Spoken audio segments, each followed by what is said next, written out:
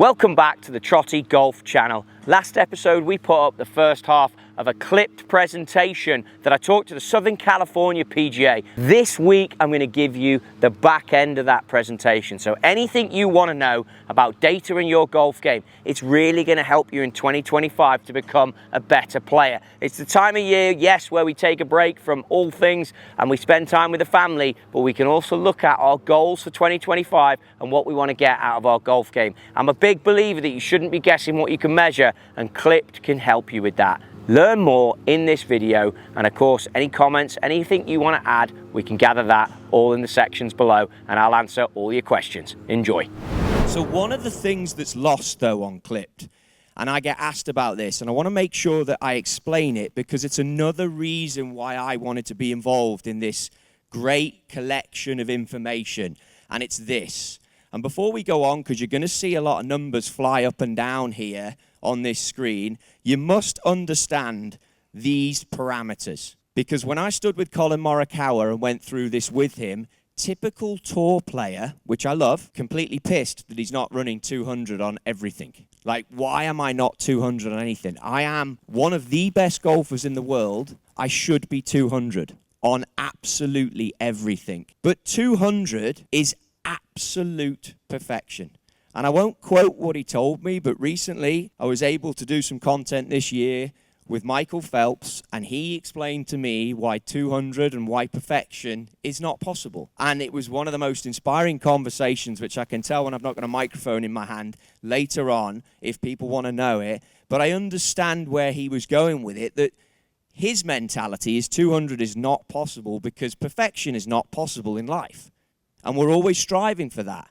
And obviously I had to have that conversation with Collin that his live data would represent him as one of the best iron players in the world because it's looking at every single iron shot he hits in competition. So when he's running at 115, which is exceptional, off the charts, unbelievable shot quality, that means you are Collin Morikawa. Obviously, if you're running at 0, you're hitting the odd chop into the trees, you're losing the ball, it's out of bounds, it's as poor as it can be, but anything around 100 is obviously exceptional as well. Now, you must remember, amateurs, we can set this up for your amateur who's a 5 handicap who wants to get to a scratch. The goals and the levels change. But now with the data that we're capturing, we're able to position these players to wherever the next level is. So again, as alluded to in the first presentation you listen to, it's compounded effort for your golfers to get better and to get to where they need to be. Another great visual on this, and something that needs to be addressed. I grew up at this golf course. This is Hoylake. It really is one of the best golf courses in the world. It means you hit it extremely low and you don't grow as an individual much taller than me because it's 30-mile-an-hour wind every day, so you want to stay under the wind. The house over on the right there is actually belongs to a friend of mine's grandparents. So I was so lucky that we were able to dive out. That house today would be worth fortunes, same as San Diego house prices, but this is heaven. Now, this hole is new, and it used to be 13. It's now Little I. You saw it all in the tournament, hopefully. The green is elevated, tricky golf shot. We can stand there. It's only 140 yards. It's only up 15. Sorry, it's only up 8, and it's a 15-feet golf shot. It's a tremendous golf shot. And strokes gained on the field, 0.19. Okay, fair enough. Shot quality, 95. Really good. Just below tour average for that golf club that you've hit with sunny, no wind. However, and this is where shot quality comes into play, a live view of your game, Mr. Collin Morikawa. So I can run your shot quality at hole number 16 in the 4th round of a tournament, and we can tell you exactly where you're at. Point number 1. We can do the same with any of the people that you guys teach. We can look at it. If you go out and you practice, and you go through a drill that Clipped will have for you, the famous Tiger Woods 9-window drill, we can look at your driving shot quality on that 9-window drill. However, things change at Hoylake very quickly. This is now a standard, beautiful summer's day in Royal Liverpool, Hoylake. This is as good as it gets for the weather. This is why you hit your wedges at an apex of about 40 feet. My shot quality changes. But if I stand there and I hit a golf shot for you, and I hit it the same 140 yards, the same 15 feet, the same 8 feet elevation, but now it's 30 mile an hour, all of a sudden now I'm getting 0.19 on strokes gained. What the hell is that all about? It's a flaw for sure in everything. There's a guy at the back running through his golf swing. I love that. There's a guy at the door that I love it. I see you. I like it. He wants to hit this golf shot. I like it. But shot quality for that golf shot's just gone up to 124. So now all of a sudden that quality of golf shot is better than Colin Morikawa's average, remember. By the way, if you run a 115 average, that's phenomenal. But all of a sudden, the data can adjust, the shot quality can adjust. So as everything evolves, we have to have an understanding that strokes gained, I love it. It's got us to where we are. I read the book. I'm all about it. I get where we're going with this. But I can tell you now that Mark Brody is working with Clipped, with Scoreboard, with the NCAA. So he even recognizes that shot quality is 100% a route that you need to be going down because it factors in everything. Because it tells you how hard those golf shots are. Obviously, at this point, in these conditions, I would have ran into my friend's grandma's house, gone and disappeared for the day because I wouldn't have been out there, which is probably why I'm talking to you and not playing on a PGA Tour. Next up, your activity feed. Now, we've singled out my numbers, much to my disappointment. But I will tell you that I was at Bandon Dunes and I was playing in that 30-mile-an-hour wind. And you can go through this, and there's something that's been singled. So straight out the gate, there's problems with my golf game for sure. So you dive into the data. All right, it was windy, it was tough, and you can actually see fairways hit, for those of you that know Bandon Dunes, very wide, but in difficult conditions. Not so much success hitting golf shots into the green. They're your traditional stats, no problem.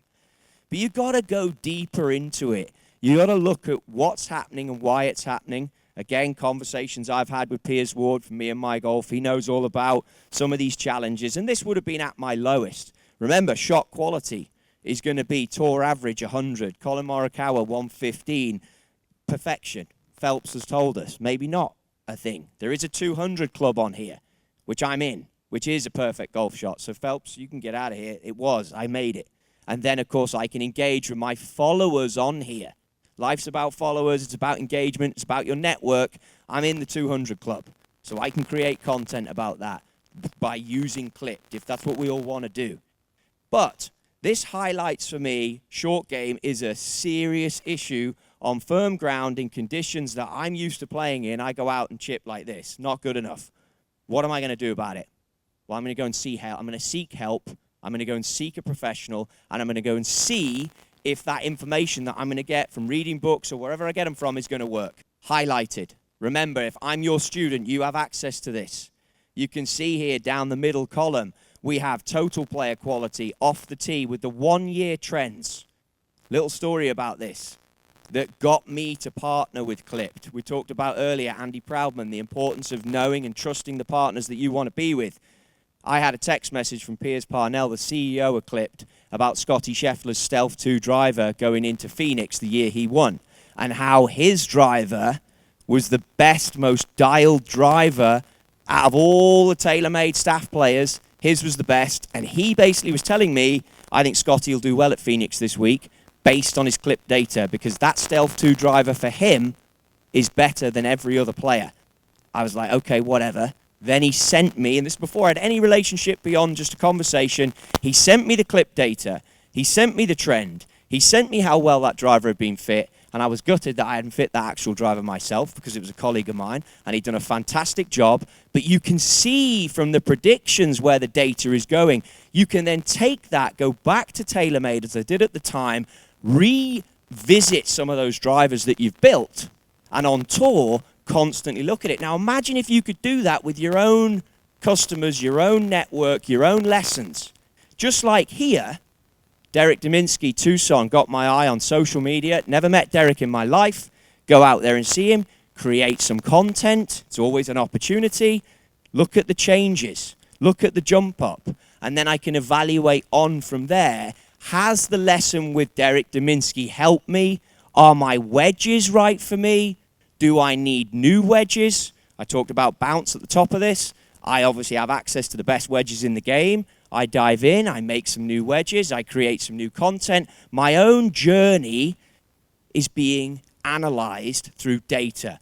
You talked earlier about what is it that creates the inspiration to make content.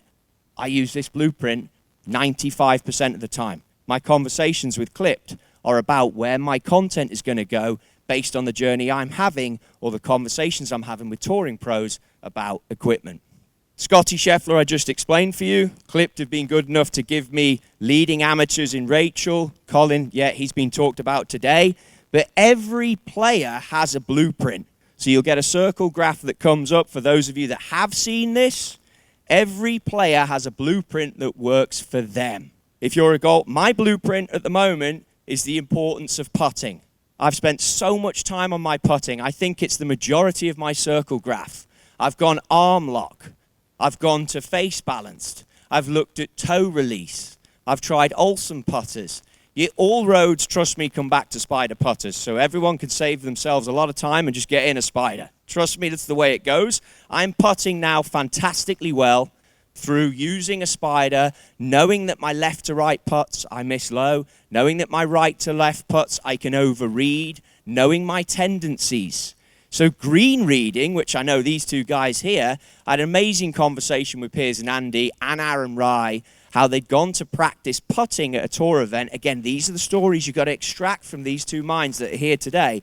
And they said they worked with Aaron, and they can retell the story better than me, but for about 2 hours, and he hit one putt. How's that happen? But all they did was check that his green reading was right to where he was trying to hit the putt. And they basically, in the dark, were reading greens with Aaron Rye, and he improved. I mean, fantastic. And then it gives you the assurance after those conversations, plus I've got the data, plus I know I've got the best putter in the game anyway, because I've seen the engineers make that thing, and all of a sudden, I end up making more putts. But that's my own individual blueprint. Now, you can just see underneath this, and the Clip guys are going to be out later. If you want to speak to them, I believe they're going to be around the buffet area. So they've got the best spot in the house. As you pick up your lunch, you can literally go and talk to the most English people in this room, which are the Clip boys, and they will go through the data, how this works. But Colin Morikawa is only 3% importance off the tee, meaning tick, Colin, you got that part of your game dialed. Well done, Taylormade. You fit that player perfectly. You can use that. You can move forward. But this becomes an opportunity to look at Scotty. We all know, putter. These stats are old. I bet this has changed since. Spider putter, he's putting the eyes out of it. How do you think Taylormade got those clubs in? It was using the data, using the technology, using all of that to influence the best player in the world to then have his numbers right. But it will also throw up, which is where I was going, you can see down the bottom, recommended for your game, 17% importance, 12% importance, and 16% importance. Driver, putting from 6 to 15 feet, and driver again. All can be used, best players in the world, leading college athletes in the world.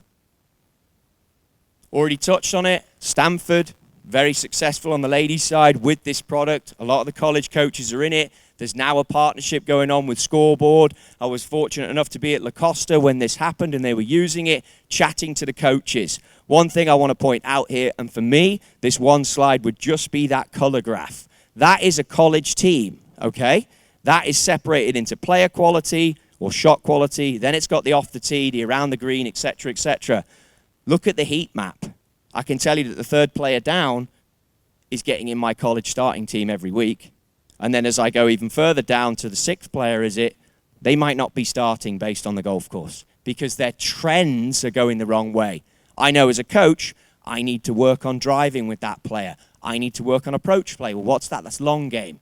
And then as I dived into the clip data, it would tell me the yardages that need to be looked at for that individual. So that's how Clipped can help you as a coach. A lot of these areas that we've been fortunate enough to listen to this morning, if your network is immediately what's around you, and you've got a golf shop with some fantastic fitters in it, some great equipment, and you want to give a service that is going to get your players to be better, that's going to improve them to the next level, it's going to identify the low-lying fruit on what to work on, then all of a sudden, this is doing it for you. Again, another conversation I had with Piers Parnell about this product. It's doing it for me. I want to get back into golf. I want to improve. I want to play better golf. What do I need to work on? I've got 2 kids. I've got a life. I can't be doing this the way I used to be doing it. What do I need to work on? And that was when Clipped had me hook, line, and sinker. And they were like, well, we can get you set up on this, and it will show you, and it will then give you practice regimes you have to go through in order to improve. So it's been used with the best in the world. It's been used to help me get equipment in play with the best in the world. We've been doing it for a long time. Last story for you about R7 Quad. I walked out to the Italian Open back in what feels like forever ago. I walked onto the range. Ian Poulter was the kiddie at the time, absolute kiddie.